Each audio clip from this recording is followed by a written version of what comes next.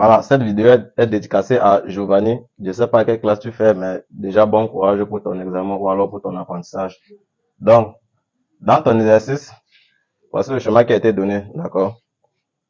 Nous avons 5 restores ou alors 5 dipoles R1, R2, R1, R2, R3, R4 et R5. Voilà. Nous avons une source de tension là, d'accord? Nous avons le courant I, le courant total du circuit.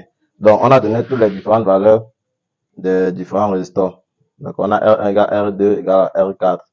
Et puis, R5 égale à 2 ohms, R3 égale à 6 ohms, E égale à 12 volts et UR. Donc, la tension bonne de cette résistance R, ça c'est une résistance interne.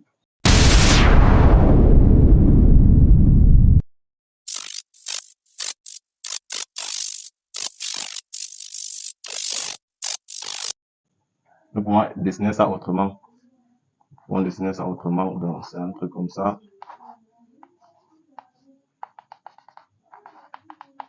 Donc voici ce que c'est en réalité E et R. Donc E, c'est cette différence de potentiel. E, c'est cette FEM. Et R, la tension UR, c'est la tension bonne de ce dipôle. Donc ça, c'est à l'interne, d'accord? C'est pourquoi on met E et R. Pour dire que nous avons une source de tension conçue de la FEM et de sa résistance interne, d'accord?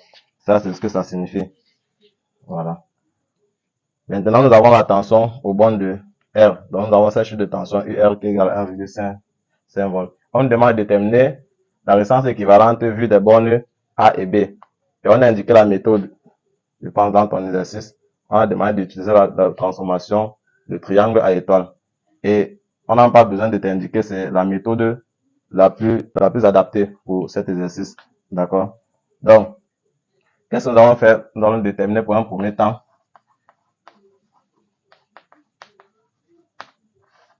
la résistance équivalente vue des bornes A et B. Donc, RAB. Déterminons RAB. Ça, c'est l'objectif. La transformation de triangle à étoile consiste à faire quoi? Je vais venir là.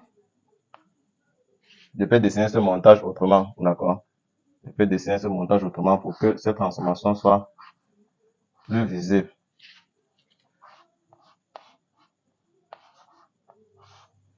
Voilà, je peux faire ça comme ça. Tu dois être capable de transformer le schéma comme ça, de façon à mieux comprendre par toi-même. D'accord?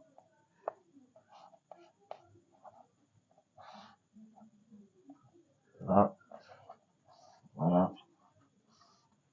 Nous avons nos deux points A et B.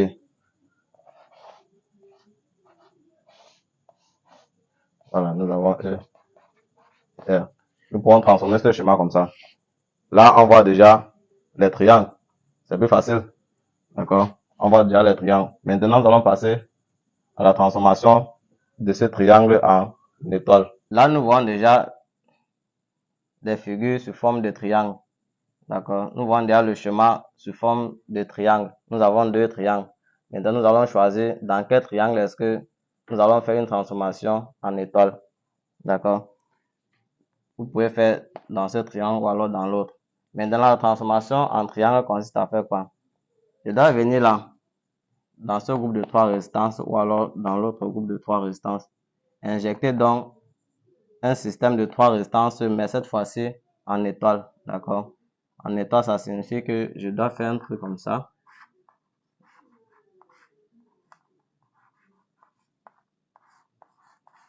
Voilà. Ça, c'est l'étoile. Ça, c'est le groupe de triangle étoile que je dois injecter dans mon groupe de triangle, mon groupe de résistance triangle. Donc, je viens ici, qu'est-ce que je fais? Je vais nommer ça RA, RB et RC. Voilà. Donc, je dois venir là, je mets mes différents dipôles, mes différentes résistances. Je mets RA, RB. Vous pouvez nommer ça comme vous voulez, peu importe. J'espère que tu es avec moi, Giovanni. Voilà. Nous avons RA, RB, RC. Ça, c'est le groupe de résistance étoile. Donc, le principe consiste à faire quoi? À transformer ce groupe de résistance qui est monté en triangle à un groupe de résistance monté en étoile. Donc, ce que nous allons faire maintenant, c'est déterminer les différentes valeurs de RA, RB et RC, tout simplement. Donc, nous avons quoi ici? R1. Et là, nous avons R5. Par la suite, nous avons R3. D'accord? Maintenant, que représente RA? RA représente tout simplement le produit des deux résistances qui l'entourent sur la somme des trois résistances montées en triangle. Ça veut dire que RA représente quoi? Les deux résistances qui entourent RA, c'est quoi? C'est R1 et R3. Donc, je fais R1 multiplié par R3, que je vais diviser par la somme des trois résistances montées en triangle. Donc, divisé par R1 plus R2, pardon, plus R3 plus R5. D'accord? Donc, ça c'est RA. RA représente quoi? R1 fois R3, parce que R1 et R3 sont les deux résistances qui entourent R, ou alors qui relient RA. D'accord? Donc, nous avons RA là. Par la suite, nous pouvons avoir RB. RB qui va représenter quoi, Giovanni? Tu peux imaginer. RB va représenter tout simplement R1 et R5. Donc, R1 fois R5. R1 fois R5. Que je vais diviser par la somme des trois résistances montées en triangle. Donc, sur R1 plus R5. Ou alors, sur plus R3 plus R5. D'accord? R1, R5, R3. Super. Maintenant, RC. Donc, Giovanni, tu marques une pause et tu détermines RC. RC représente quoi? RC représente R3 fois R5 sur R1 plus R3 plus R5. Donc, voilà RA, RB et RC que tu as déterminé. Ce que tu vas faire maintenant, c'est quoi? Ayant déjà ces valeurs, qu'est-ce qu'on va faire? Nous allons venir là, éliminer les trois résistances que nous avons en triangle et rester avec ceux que nous avons en étoile. Là, la transformation est finie. Ça veut dire que maintenant que j'ai ces valeurs RA, RB, RC, je peux venir donc éliminer R1, R5 et R3. Là, il me reste RA, RB, RC dans mon circuit. Et là, maintenant, je vais transformer mon circuit. Ça va donner ceci. Je redessine mon schéma là. Là, je dessine mon schéma en incluant RA, RB, RC, sans toutefois mettre R1, R5 et R3, parce qu'on les a éliminés, on a transformé R1, R5, R3 qui était en triangle en étoile. C'est donc devenu RA, RB et RC. D'accord? Donc, j'ai quoi là? RB. Par la suite, j'ai quoi ici? RC. RC. Et là, j'ai quoi? RA. RA donc, qui part au point A et qui va revenir à notre source de tension, tout simplement. D'accord? Là, j'ai RB et ici, j'ai RC. Donc, RB est relié à quoi? RB est relié à, là, c'est R2. Ici, c'est R4. Donc, RB est relié à R2. Parce que là, R5 a été éliminé. Ou alors a été transformé. D'accord? Maintenant, je vais relier tout simplement à R2. R2. R2 et puis j'ai R4 qui est relié à RC. Donc j'ai RC qui doit être relié à R4 tout simplement. Et là, nous avons notre point B qui est relié à notre générateur ou alors à notre source tension ER. D'accord? Donc voilà ce que mon circuit devient tout simplement. Là, qu'est-ce que je vois? Je vois que dans mon circuit maintenant, qu'est-ce que j'ai comme dipôle ou alors comme montage? Qu'est-ce que j'ai comme montage? J'ai là une branche, deux branches. Donc, si je considère que j'injecte un courant là, mon courant doit se diviser. Ça veut dire que cette branche est en parallèle avec l'autre branche. Et la sortie de ce courant revient là au point A. Donc, les deux courants reviennent au point A. Et puis, ça rentre vers RA pour revenir à la source. Ça veut dire quoi tout simplement? Ça veut dire que j'ai donc deux branches maintenant qui sont montées en parallèle. On peut dessiner encore le schéma autrement. D'accord? On peut dessiner le schéma tout simplement comme ça. Comme tout le monde aime bien voir le schéma.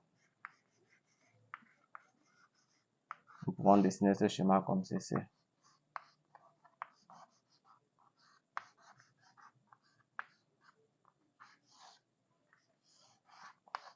Comme ça, c'est facile pour tout le monde. Voilà. Là, c'est clair. D'accord? Là, j'ai RB. Ici, j'ai R2. Là, j'ai RC. Et là, j'ai R4. Ici, c'est RA. Tout simplement. D'accord? Donc, RAB, donc, c'est quoi? Voilà, RAB représente quoi? Donc, la résistance équivalente maintenant, c'est quoi? C'est tout simplement R2. D'accord? RB. Je vais dire RB plus R2 parce qu'ils sont en série. D'accord? Plus R2 en parallèle avec RC plus R4 parce que RC est en série avec R4.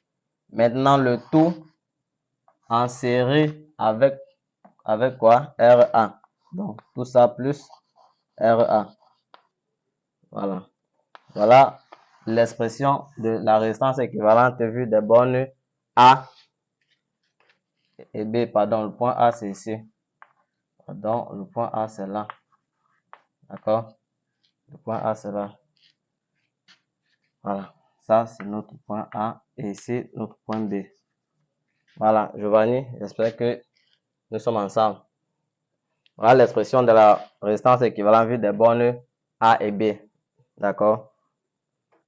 RB plus R2 en parallèle avec RC plus R4, le tout en série avec RA, tout simplement. Donc, tu vas remplacer les valeurs.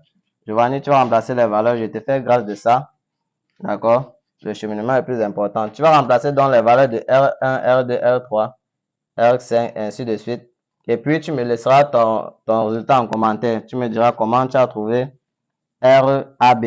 Moi, je vais calculer et je vais garder mon résultat pour moi. Là, tu vas mettre ton résultat en commentaire et je verrai si tu as trouvé. Ou alors, si tu as bien compris l'explication. D'accord? Maintenant, si nous avons déjà déterminé RAB, déterminer le courant I devient donc un jeu. D'accord? C'est qui nous renvoie à la deuxième question. Déterminer I. Déterminer le courant I. Après avoir déterminé R et Q ou alors RAB, tu auras le schéma suivant. Tu auras le schéma suivant. Je peux le faire comme ça. Ou je vais le faire comme au départ pour que tu comprennes.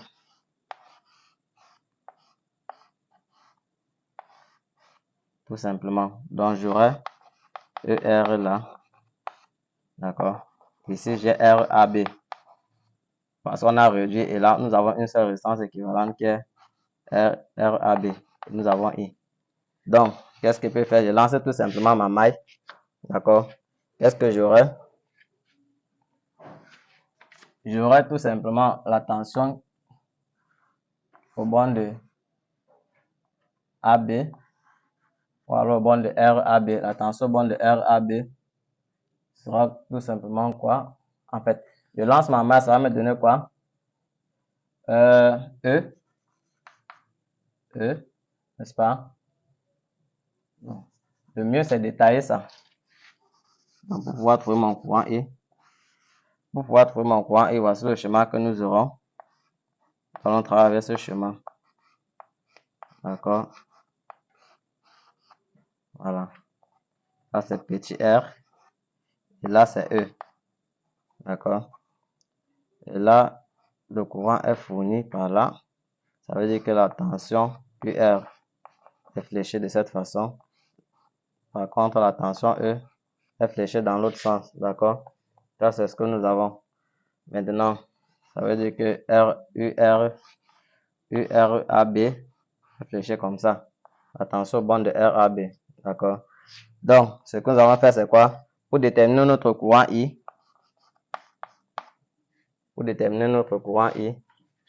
ce que nous allons faire, c'est que nous allons faire, c'est lancer la maille. Ici à l'intérieur, nous lançons notre maille. Et qu'est-ce que notre maille va nous donner? Notre maille nous donne tout simplement E moins UR moins URAB. D'accord? Égal à 0 tout simplement. Ça veut dire que j'aurai quoi? Ça veut dire que j'aurai quoi?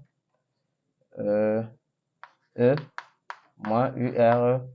Or, URAB représente quoi? RAB multiplié par I égale à 0. Ce qu'on cherche, c'est I. Ça veut dire que j'aurai quoi? RAB, des détails comme ça pour Giovanni pour qu'il puisse mieux comprendre. Donc, RAB égale à E moins UR. D'accord? Au final, qu'est-ce que nous avons, Giovanni? Nous avons I égale à quoi? À E moins UR sur RAB que tu auras trouvé. Tout simplement. Voilà. Ça, c'est l'expression du courant I. Donc, avec les valeurs numériques, tu vas trouver la valeur numérique de ce courant. D'accord? Je te fais confiance et j'attends tes résultats en commentaire. Voilà. Bon courage, Giovanni. Depuis, je sais où tu vas laisser le nom de ton établissement en commentaire. D'accord?